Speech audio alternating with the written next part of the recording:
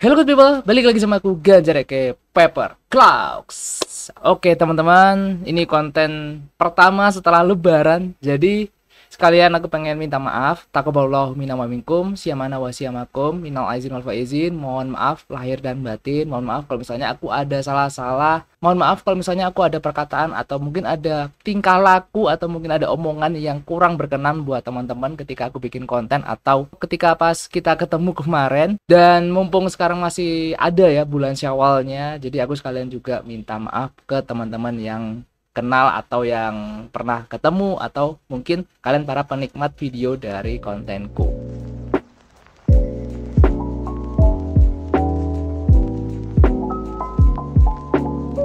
Oke, jadi di video kali ini aku akan coba menjawab salah satu komen yang masuk ya. Ada komen yang menurutku ini oke juga kalau misalnya aku bikin kontennya lagi.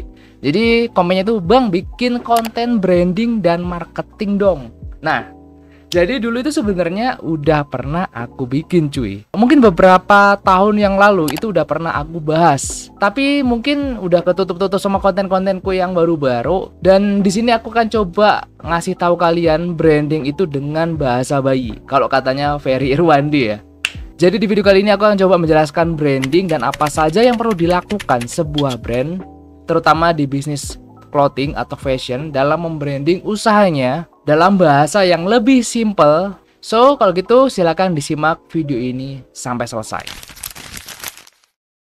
Ketika kita ngomongin branding, itu banyak orang yang masih beranggapan branding itu logo, branding itu gimana caranya atau buat packaging yang bagus. Nah, sebenarnya bahasa simpelnya dari branding itu cara orang merasa dan nangkep identitas brand kalian cuy. Contoh kalau misalnya kita ngomongin Uniqlo.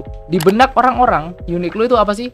Simple, fungsional, affordable, berkualitas, daily wear, ya kan? Kalau misalnya kita ngomongin Supreme, hype, hypebeast, eksklusif, ya kan? Mahal, limited, anak skate. Nah, itu pasti yang ada di pikiran orang-orang tentang brand Supreme. Kalau misalnya kita ngomongin Dior, misalnya elegan, mewah, fashion show, high class, luxury. Misalnya kita ngomong lagi Babe, streetwear Jepang, camo, pattern, karakteristik hypebeast yang edgy, iya kan? Nah, langkah pertama ini sebenarnya yang harus kalian jawab sendiri ya. Kamu harus kenal siapa brandmu itu, teman-teman. Tanya kurang lebih 3 hal ke diri kalian sendiri selaku owner. Yang pertama, target marketnya siapa? Apakah anak SMA, mahasiswa, atau orang kantoran, atau bahkan bisa ke komunitas? Kemudian yang kedua, stylemu itu apa sebenarnya?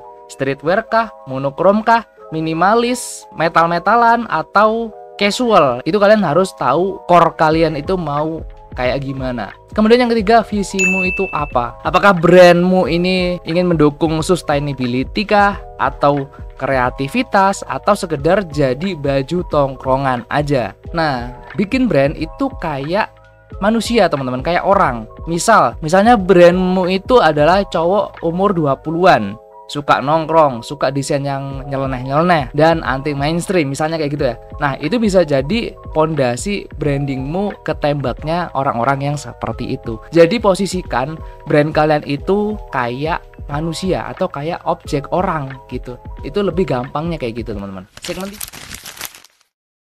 Nah, suatu nama di dalam satu bisnis, terutama bisnis fashion atau clothingan, itu penting banget cuy. Namanya tuh harus yang gampang diucap sama gampang diingat. Kemudian ada cerita atau storytellingnya. Yang ketiga, belum dipakai sama brand lain. Nah, ini kalian bisa cek di Instagram atau di PDKI atau HKI gitu ya. Terus kalau misalnya kita ngomongin logonya. Nah, kalau misalnya kita udah ngomongin logo, itu berarti desain dari brand kalian itu seperti apa.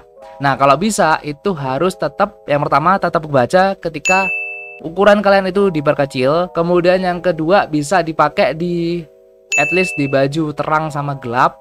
Yang ketiga nggak ribet desainnya. Nah, dari pengalamanku ngerjakan produksi brand-brand lain gitu ya, dari tahun 2018 sampai sekarang, itu masih sering ketemu sama logo brand clothing yang menurutku wadidaw gitu. Kalau menurutku loh ya. Kenapa? Ya kadang font logonya itu nggak kebaca ketika dicetak di ukuran kecil atau gambarnya dalam tanda kutip too much gitu. As a logo ya, kalau misalnya kita ngomongin ini kan logo dari suatu brand. Padahal itu kalau misalnya aku cek, dia itu masuknya ke artwork atau ke desainnya, bukan di logonya teman-teman. Tapi ini balik lagi adalah subjektif ya, menurut pandanganku pribadi. Tapi kalau menurut yang punya oke-oke aja ya udah mau gimana gitu kan. Nggak dipungkiri semakin kesini kita sudah nggak terlalu namanya menjual tentang kualitas teman-teman ya. Kalau misalnya kita ngomongin tahun-tahun 2018 atau 2017 ke atas kayak gitu, 2017, 18, 19 sampai sekarang itu menurutku kebanyakan sudah banyak brand yang tidak menjual lagi tentang kualitas. Karena kalau misalnya aku riset sekarang buyer itu impulsif buyingnya itu karena kena storytelling dan gimmick dari brandnya. Buat aku yang udah ngikutin bisnis ini ya lebih dari 10 tahun, itu kerasa banget switching eranya teman-teman. Dan aku salut banget sama anak-anak muda sekarang yang bisa dibilang pemikirannya bisa lebih kreatif untuk menuangkan storytelling mereka ke produk yang akan dirilis. Jadi ada linknya gitu loh, sinkron apa yang di storytellingkan, apa produknya, apa gimmicknya. Itu menurutku anak-anak muda itu sekarang udah keren banget sih bisa mikir ya kombinasi seperti itu. Tapi tentu teman-teman, storytelling dan gimmick itu perlu juga diimbangi dengan build quality yang bagus untuk menjaga produknya ke depannya teman-teman.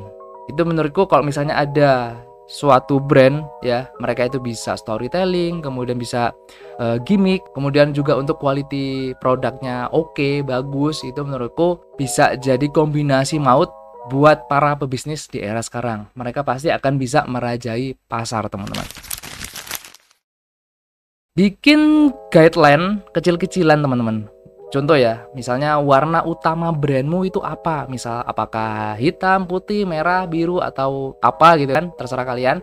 Kemudian font yang kamu pakai dan tone gaya komunikasinya. Nah, kamu mau pakai apa nih ke customer kalian? Bahasa yang gaul kah? Edgy atau yang berani atau yang formal aja kayak gitu. Nah, itu kalian bisa jadi salah satu gimana brandingan brand kalian teman-teman. Nah, dari 2 poin ini ya, visual dan tone ini, kalian bisa coba jawab atau ya kalian pikir sendiri. Kalian yang tahu sama brand kalian ini ya, logo dan warna utamanya itu apa, font utama dan alternatifnya, feed di IG-nya mau konsepnya seperti apa. Karena kalau misalnya kalian kasih konsep yang apa ya, bisa dibilang konsisten ke depannya, itu bakalan lebih enak untuk brandingnya juga gitu ya.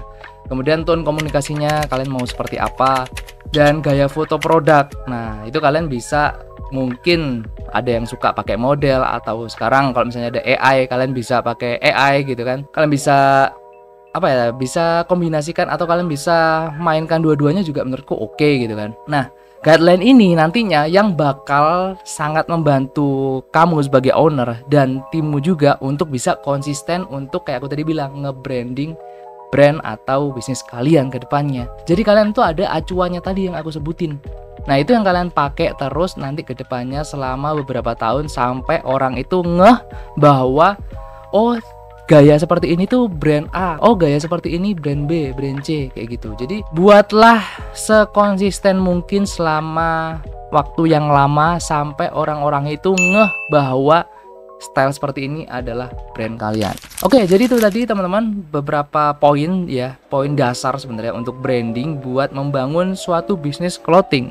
Nah, kalau ada yang masih kurang paham, itu kalian bisa komen di bawah, kita diskusi bareng, atau mungkin nanti akan aku coba bikinin kontennya lagi kalau misalnya memang perlu aku bikin untuk kontennya gitu ya. Dan kalau misalnya menarik, bakalan aku bikin kontennya seperti konten ini teman-teman. Jangan lupa juga di subscribe ya, karena next video aku akan coba lanjutin bahas marketingnya ya, marketing awal untuk suatu brand clothing yang bakalan nyambung sama konten ini pastinya. So, sekian dulu untuk video kali ini. Thank you guys for watching. Jangan lupa untuk like, share, comment, and subscribe. Stay safe, stay strong, never give up, paper claw out. See you on next video. Bye bye.